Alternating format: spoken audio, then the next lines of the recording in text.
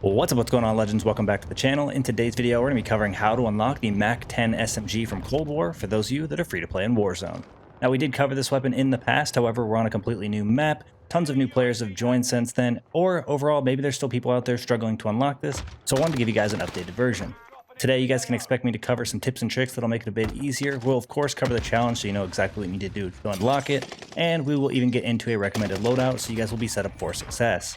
Before we dive into it here, if you guys do enjoy this content at any time or find this video helpful in any way, make sure to show your support for the channel. We're going down below and smashing that like button. Let's go ahead and throw a goal of 50 likes on today's video, as well as if you guys would like to find your way back to the channel for more Call of Duty content, make sure you guys do hit that subscribe button as we are almost at 8K subscribers. Alright, so the first thing, of course, you're going to need to know is what the challenge is. So if you go to where you edit your loadout, scroll over to the SMG category, down to the MAC-10, your challenge should be read as follows.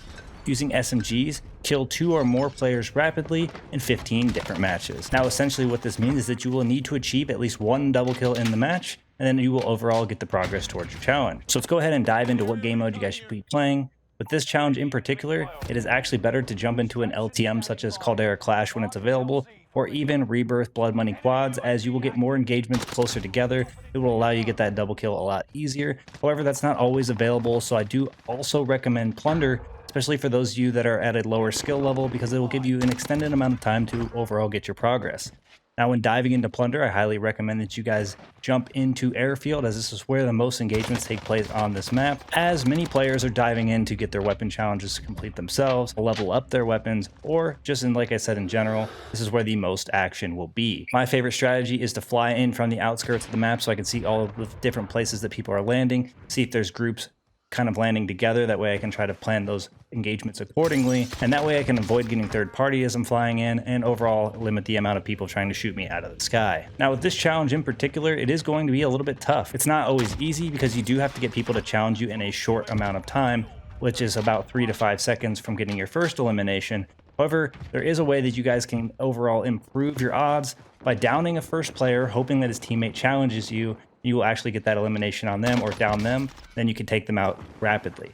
Another good way to go about this as well, and I've been lucky enough to have this happen to me, is if sometimes you down a player and then you eliminate a second player, they just kind of give up. As long as they do it within that 3 to 5 second range, you will still get that double kill elimination. Another great tactic for achieving this is trying to third-party an engagement by stealing someone else's elimination and then immediately challenging them. You will overall have a better chance of getting that double kill than you would if you maybe tried to take one-on-one engagements, as then you are just greatly relying on a second person to challenge you and hoping to get that elimination within that time frame. If you do find yourself in those one-on-one engagements, of course, try to take the player out. If they do manage to go down, try to allow them to stay alive as long as possible, as this will also help you as well. One tactic that can sometimes work in your favor is that if you end up going to the end of the flight path and you have enough people that are AFK and no one's trying to actually challenge you or take you down, you might be able to get a double kill on the AFK players, but that also relies on there being multiple people there, and overall, again, people not being there to actually mess up your engagement. The downside with that is if you do only find like one player, you're not going to be able to get that double kill, and then you will spend a ton of time trying to get back to where the rest of the engagements are. So that's not my most recommended path for you guys. However, if you guys are feeling like this is a little bit too challenging, you guys can overall try to do that and make it a little bit easier. One thing that I think helps greatly with these challenges is running dead silence. That way, if you manage to down a player, you can pop the dead silence, kind of escape for a second, and re-engage at your own will to maybe taking out that second player in that short duration, or at least getting away from them long enough to leave that player down and maybe get that second elimination before the other person eliminates themselves or just overall bleeds out. It's also extremely helpful when you are taking someone down and someone is immediately after the chow. You might be able to get out of the situation that you're in and challenge them immediately after, putting yourself in a better position to win that second gunfight and obviously get your double kill elimination. So now that we've covered some tips and tricks and you guys are fully aware of what the challenge is and what's expected, let's go ahead and dive into my recommended loadout, which today is going to be with the Cold War MP5. Alright, so for our attachments we have as follows. For the muzzle, I'm using the sound suppressor. For the barrel, the 9.5-inch reinforced heavy. For our stock, we have that collapsible stock. The magazine, the Stanag 50-round drum, and then last but not least for our underbarrel, we have that field agent grip. A couple more things I want to address before we wrap this up here is with these challenges, I always recommend you stick to the title of the weapon you are trying to unlock. So in this case, I recommended an MP5 from Cold War, as you are looking to unlock a Cold War SMG.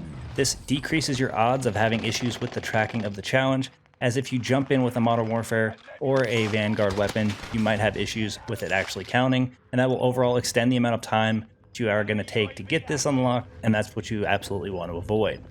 Now, another thing that can be helpful is you can always track your progress in-game by going to where you edit your loadout, scrolling over to the SMGs, down to your Mac 10. You'll see if your challenge has tracked. If it has tracked, you should be able to leave the game, then jumping into your next one, overall decreasing the amount of time that it should take you to get this complete. But that's going to wrap things up for us here. Hopefully these tips and tricks are helpful. Hopefully the recommended setup will put you guys in good hands. Thank you guys for all the support in today's video, all the support on the channel. I look forward to seeing y'all in the next one. Peace.